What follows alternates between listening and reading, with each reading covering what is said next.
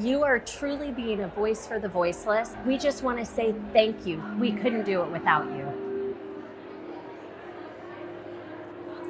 So today, All God's Children is serving in 11 countries around the world, from South America, Central, Africa, Asia, and the Caribbean. So not only did we open that first child advocacy center in Colombia, this last year we launched our second center in Addis Ababa, Ethiopia. And in Ethiopia, what we see many times is children get sent from their families for various reasons to the city to work, to send money back to their families. And in Ethiopia, because they really don't have a strong child welfare system, children many times find themselves just living on the streets, therefore very vulnerable to being human trafficked. This last year, as we launched our advocacy center, we opened a home for girls anywhere from 5 to 18 that are living on the streets, where we're bringing them in and locating family members and working to reunify them. So one of our first little girls that entered this home, she was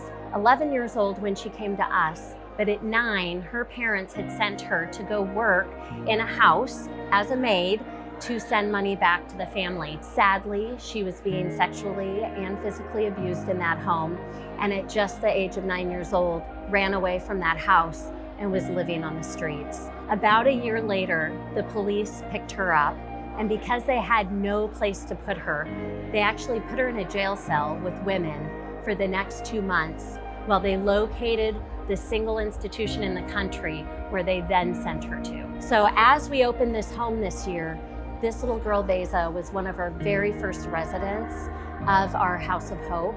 And when she entered, you can imagine the years of trauma this little girl had suffered in just this short span of her life. But over the last months, as we worked with her to bring just a deep sense of healing and connection and reteaching her how to trust again, we also were able to locate her parents. And I just can't even begin to tell you the joy when we actually told them she was alive. They had thought she was dead when she ran from the home. And so over the last few months, we've been working with the parents to understand the experiences that she's had, and now they were reunified. So that, I think, just sums up the work of what N2 is supporting. Like, we are going to the streets, we're going into every corner of the world, and we are finding the most vulnerable children.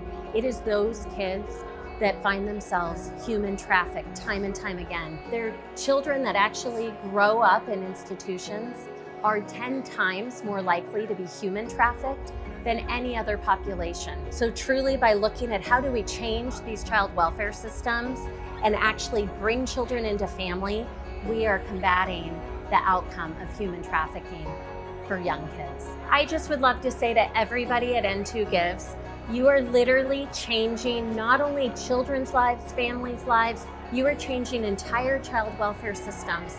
The work that you're doing each and every day truly does have faces all around the world receiving that impact. You are truly being a voice for the voiceless as you step out into your world every day, building relationships with your trusted partners. We just want to say thank you. Thank you for partnering with us. Thank you for believing in the work that we do and allowing us to step out into the world and change children's lives. We couldn't do it without you.